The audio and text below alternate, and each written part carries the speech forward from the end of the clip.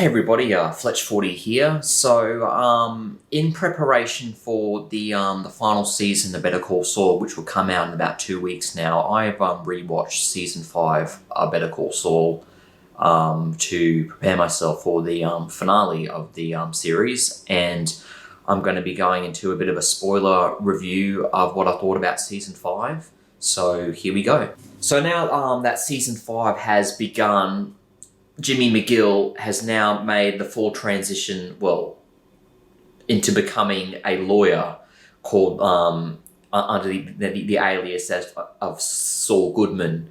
He starts making a name for himself. He's handing out all of his business cards, flying crazy deals, saying all this stuff is 50% off, trying just to get as much attention to his new business as he can. We also get a flash forward to seeing Jimmy after the events of Breaking Bad. It's like a short scene, but it shows him. He looks washed up and he looks really worn out. So it's still kind of it's kind of a tease of that we might be able to maybe at the end of season 6 get to see what happens to Jimmy after the events of Breaking Bad. So that's exciting to look forward to. So Kim is trying to convince this old man to leave his old house. That they cleared an entire estate to make way for, I'm not sure what it is, maybe a highway, new business buildings. But there's this one man who refuses to leave his house. It's the only house that's left, and Kim tries to be as civil as possible and try to be as empathetic as possible to reason with this man to leave his house, to find a better house to live in. Gives with all these wonderful deals, but the man still refuses, and Kim actually starts to get angry at him and just says that she's done everything in her power to make this as easy as a transition to this man, but this man is just being too damn stubborn of his house, which is, to be honest, it's a pretty shit house to be when you really think about it. And anyway, Saul tries to figure this whole fiasco out.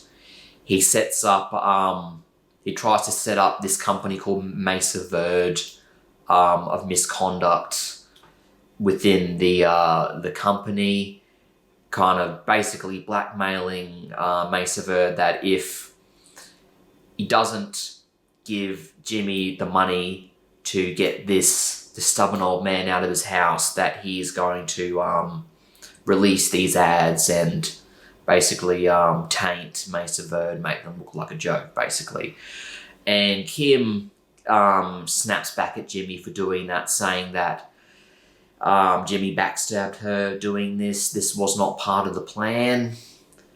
And says that if he's going to keep on doing this, either they have to end their relationship or officially get married, get out of that grey area, I guess. Also, Howard approaches Jimmy time and time again to work for him at HMM, but Jimmy keeps on refusing. Howard doesn't know why, and then Jimmy starts doing some silly shit where he throws bowling balls on Howard's car, gets prostitutes to unexpectedly come into one of his lunch meetings. Jimmy later explains that he thought that Howard's offer was like a pathetic joke to him and that he's beneath him. And I think Jimmy's starting to get these delusions of power, thinking he's a lot more powerful than he actually is. He says he's like a god compared to Howard, when that really isn't the case. And so, so tension between Jimmy and Howard, and and Saul just thinking he's a bit too big for his own boots. Dean Norris also reprises his role as Hank Schrader in this season for one episode, and he's trying to solve this whole fiasco around Gus Fring, of whether he is actually a drug dealer or not. So anyway, Hank and Stephen Gomez is interviewing this prisoner called Domingo to I think to probe, to give him more information about this whole potential drug ring with Gus. And Jimmy comes in and convinces Hank that if they let Domingo free, Jimmy will help him in exposing Gus's potential drug ring. So yes, Gus does make a reappearance in this season, and he's definitely gets a lot more screen time than Hank does. Hank only gets 1 episode. Gus gets like about 5 episodes. And there is a guy introduced called Lalo. So Lalo is introduced to Saul in prison, where Saul approaches him and wants to share his case with Saul to get him out on bail.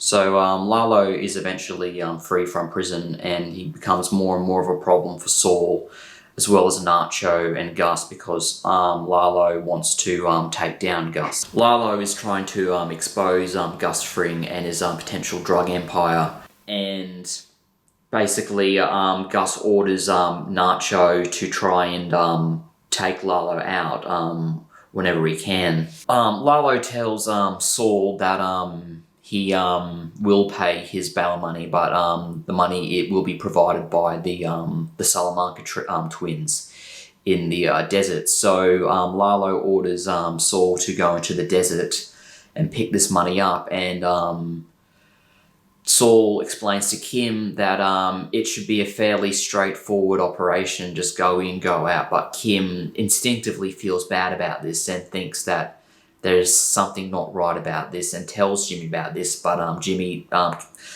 convinces Kim that he will be fine.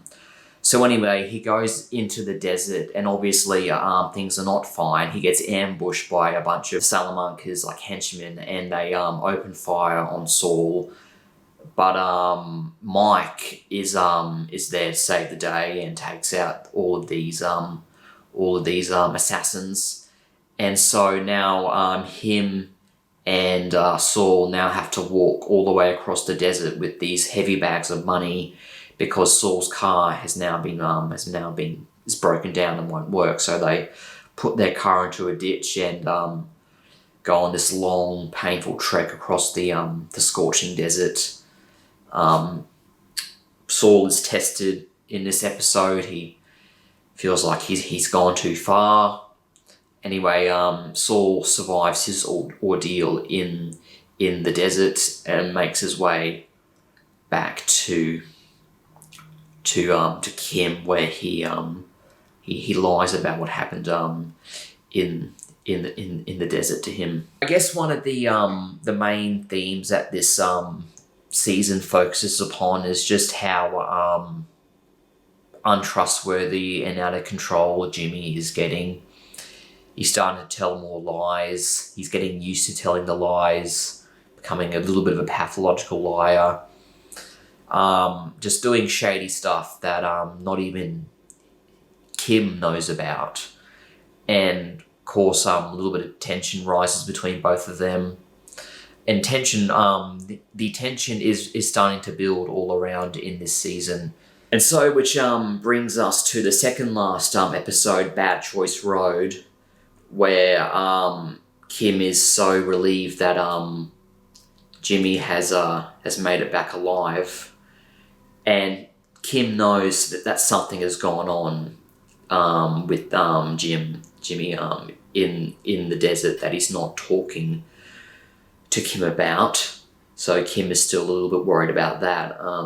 Jimmy meets up with Mike again, saying that he's feeling stressed out about the whole ordeal.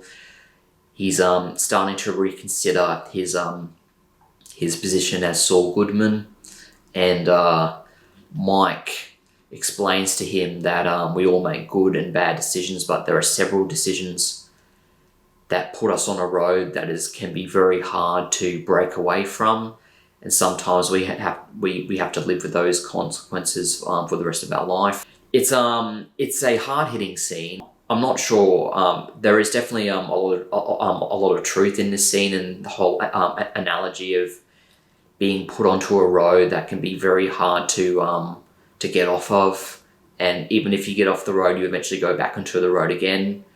I mean, that scene hit hard.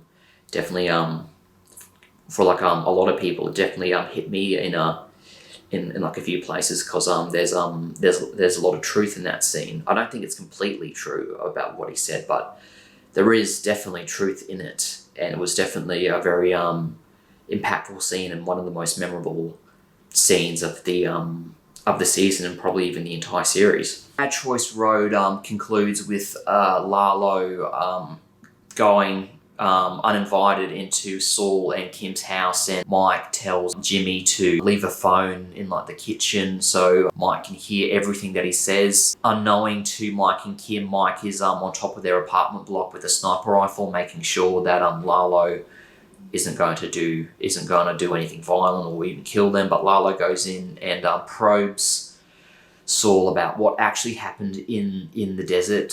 Saul continues to lie about what happened in the desert. Lalo probes him 3 times in a row, and Jimmy still doesn't tell Lalo about the truth, and Kim tells Lalo to back off and saying that to stop pestering Jimmy and just leave him, and saying that why doesn't he trust him. So anyway, Lalo leaves, and basically once Lalo is gone, Jimmy does reveal to Kim that he has been lying to her about what happened, and tells the whole truth about what happened. And Kim is shocked, but surprisingly not angry at Saul for finally telling the truth for her, because I think it's a very complicated situation, and then Jimmy was just trying to keep Kim safe.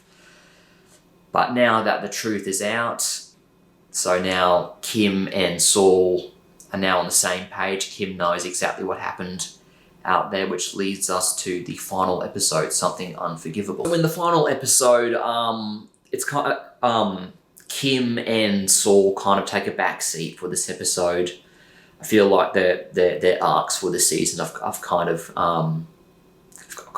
So they take a rest. They go to a local resort, like spa hotel, and spend a night there, because Saul thinks it's the safe option is to get out of Albuquerque for a little bit and lay low, while Lalo goes back to his big mansion, I guess.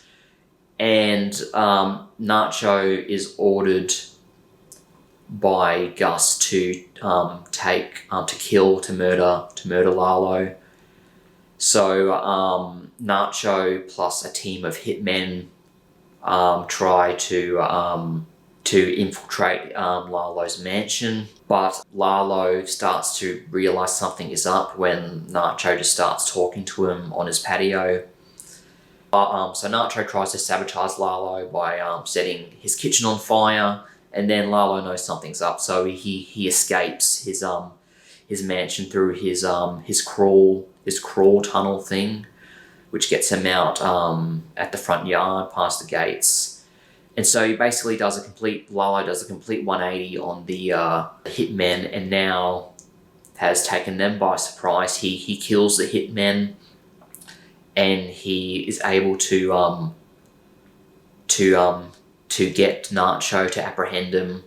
And basically Lalo lets Nacho go. He lets him live, as long as Nacho says that to Gus and to the team that Lalo is dead, to lie to them. So he lets Nacho go, expecting that's what he's going to say to Gus Fring, that Lalo is dead, when he clearly isn't.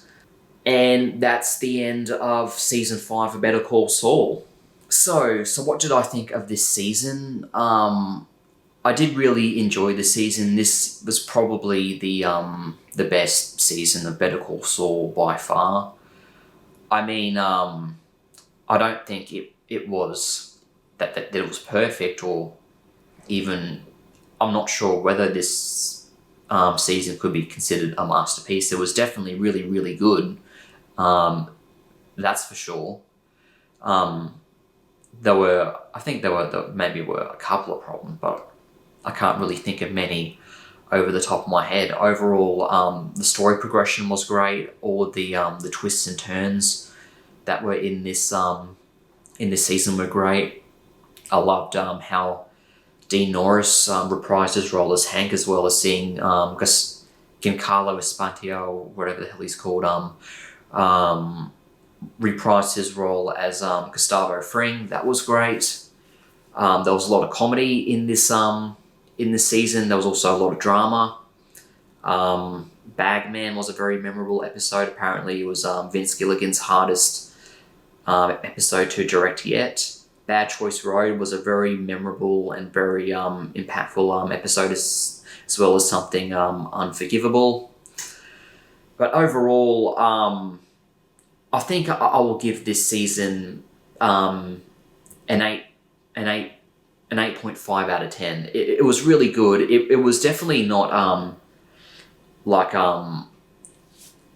probably on like the same level as what Breaking Bad was at this late in that series, but Better Call Saul is its own thing. It's not Breaking Bad. It's not trying to be Breaking Bad, and I'm not sure whether I could consider this season as masterful, but it's definitely teetering or being close to that. So that's what I thought of season 5 of Better Call Saul. I'm very eager to see what happens in the final season, because I have a feeling it's going to be a really good conclusion. It's leading up to be a very good one. There are really very few mistakes in this series. It seems to be flowing very well, and the plot points are very well thought out, and the character progression is really well thought out. I mean, Vince Gilligan knows what he's doing. He's not screwing around with this. So I am definitely looking forward to the next and final season of Better Call Saul, and I will definitely let you guys know what I think of that once I finally see it. So that's my spoiler review of Better Call Saul Season 5. Until the next one, take care, and thanks for watching. Thank you.